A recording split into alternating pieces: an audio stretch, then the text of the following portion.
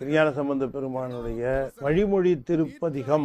இந்த 12 பாடல்கள்ல இந்த 12 பேர் இருக்கு பாருங்க. பிரமபுரம், வேணுபுரம், புகழி, வெங்குரு, தோணிபுரம், தராய், சிரபுரம், புறவம், சண்பை, காழி, கொச்சை, வயம், கழுமலம். முதல்ல பிரமபுரம். பிரமபுரத்துக்கு ஒரு சிறப்பெழுத்து. இந்த சிறப்பெழுத்தை எடுத்து தான் அந்த ஊர் பத்தி சொல்லுகிற பொழுது அந்த சிறப்பெழுத்தை அங்க வைக்கிறார். பாடலை அந்த ஊர் பற்றி சொல்லுகிற பொழுது அந்த சிறப்பெழுத்தை, அந்த ஒலியை அதனுடைய முக்கியமான ஒலியாக அதிலே வைக்கிறார்.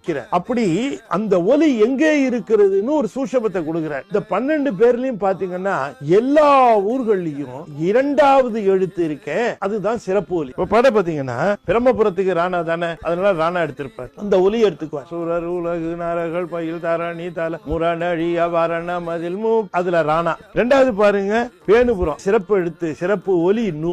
தானு மிகு ஆணி செய்குடு ஆணு வியர் பேணு மது காணும் அளவில்.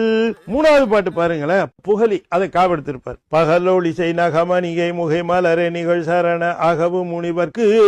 4வது வெங்குரு, அந்த இங்க எடுத்துக்கிட்டார். அங்கன் மதினங் கங்கை நதி வெங்க நரவங்கள் தங்கும் எழில் தங்கும் இதழி. 5வது என்ன பாருங்க தோணி, நீ தானே சிறப்பு.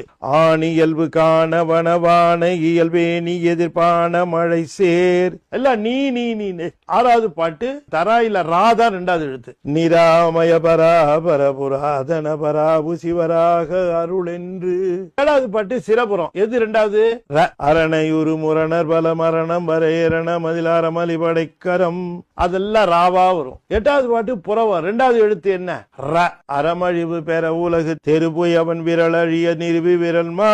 அடுத்தது 9வதுல சண்பை, அந்த இன்னு பாருங்க. பின் பயில மண் பகிரி வன் பிரமன் என் பெரிய பண்படைக்குள் மால், இன்னுதான் வரும். அந்த மெய் எழுத்துல இந்த மெய் எழுத்து தான் வரும். 10வது பாட்டு பாருங்க காழி, ரீதான 2வது. பாழி உரைக்க வேழம் நிகர் பாழமணர் சூழும் உடலாளர் உணராய். 11 கொச்சை வயம் இச்சு.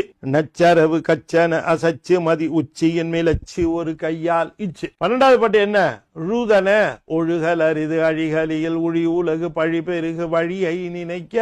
அப்ப அந்த ஊருக்கு அந்த மந்திர சொல்லு எது ர நு க இன் நீ ரா ர ர இன் ழி இச் ரு. அது 2வது ஒலி தான் அதனுடைய சாரம். அது சாமி எடுத்திருக்காரு. அந்த ஒலியவே முக்கிய ஒலியாகவும் அதை தாய் ஒலியாகவும் வைத்துக் கொண்டு அதற்கு மற்ற ஒலிகளையும் சேர்த்து ஒரு பாடலை அருளி செய்திருக்கார். அப்ப அந்த பாடல் அந்த ஒலிக்கு உரிய பாடல். அந்த ஒலி தான் மந்திர ஒலி. அந்த மந்திர ஒலிக்கு உரிய பாடலாக அதை அமைத்திருக்கிறார். ஆகையினாலே எழுத்துன்னு நீங்க இப்ப பாக்குறத விட ஒலியாக பார்க்கணும். அப்ப இந்த ஒலிகளை மையமாக வைத்து இந்த பாடல்களை எழுதியிருக்கார்.